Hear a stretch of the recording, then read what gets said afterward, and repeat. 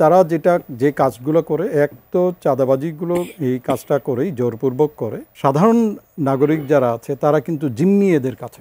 নিরাপত্তার শূন্যতার কারণে বা এইটাকে ব্যবহার করে এই 6টি দল ত্রাসের রাজত্ব চালাচ্ছে। মেহেদী হাসান পলাশ যেমনটি বলছেন, তিনি দাবি করছেন, মানে তথ্য প্রমাণ দিয়ে বলছেন যে সেখানে ধর্ষণের কোনো ঘটনাই ঘটেনি, কিন্তু এবং তার শঙ্কা যে সেই মেয়েটিকে অনেকটা জোর দেখিয়ে বা ভয় দেখিয়ে এই মামলা দায়ের করা হতে পারে।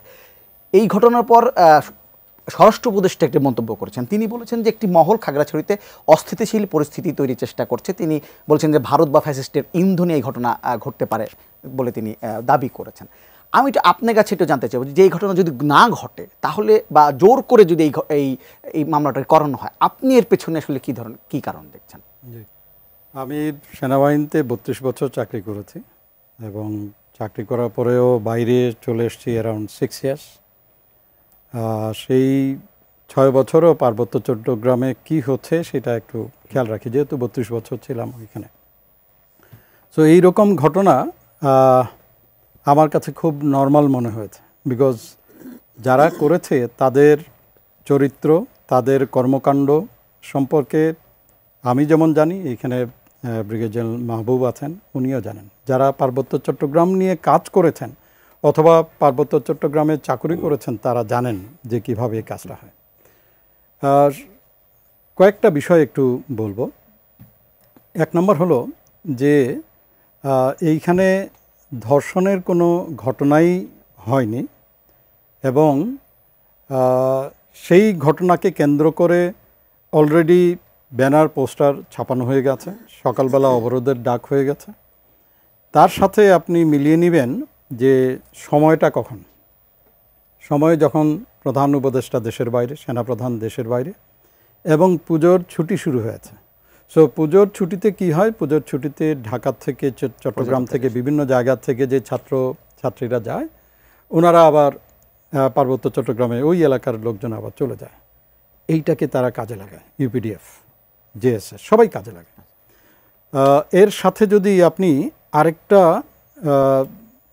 তাদের হ্যাবিট যদি আমি বলি, যে তারা যে কাজগুলো করে, এক তো চাঁদাবাজিগুলো এই কাজটা করেই জোরপূর্বক করে, এবং মিছিলে যখন যাবে তখন কিন্তু মিছিলে আপনি যদি না যান তাহলে জরিমানা, ইভেন শারীরিক শাস্তিও কিন্তু প্রদান করে। সো সাধারণ নাগরিক যারা আছে তারা কিন্তু জিম্মি এদের কাছে। প্রশ্ন করতে পারেন যে সেনাবাহিনী এখানে আছে, তাহলে জিম্মি কেন? জিম্মি শান্তি চুক্তি যেটা হয়েছিল, সেখানে শান্তির চুক্তির পূর্বে ছিল একটি সন্ত্রাসী দল, পিসিজেএসএস, যার আর্মড উইং সমস্ত পাহাড়ে অশান্তি তৈরি করত। শান্তি চুক্তির পরে এখন হলো 6টি সন্ত্রাসী দল। সো একদিকে সন্ত্রাসী দলের বা আর্মড উইংয়ের 6 টাইমস বেড়েছে। অন দ্য আদার হ্যান্ড, শান্তি চুক্তি অনুযায়ী, শর্ত অনুযায়ী 241টা camp, almost 1/3 of total army camp আবার কিন্তু উইথড্র করে চলে আসছে। তাহলে কি সৃষ্টি হলো? সৃষ্টি হলো নিরাপত্তার একটা শূন্যতা। এই নিরাপত্তার শূন্যতার কারণে বা এইটাকে ব্যবহার করে এই 6টি দল ত্রাসের রাজত্ব চালাচ্ছে আপনার পার্বত্য চট্টগ্রামে।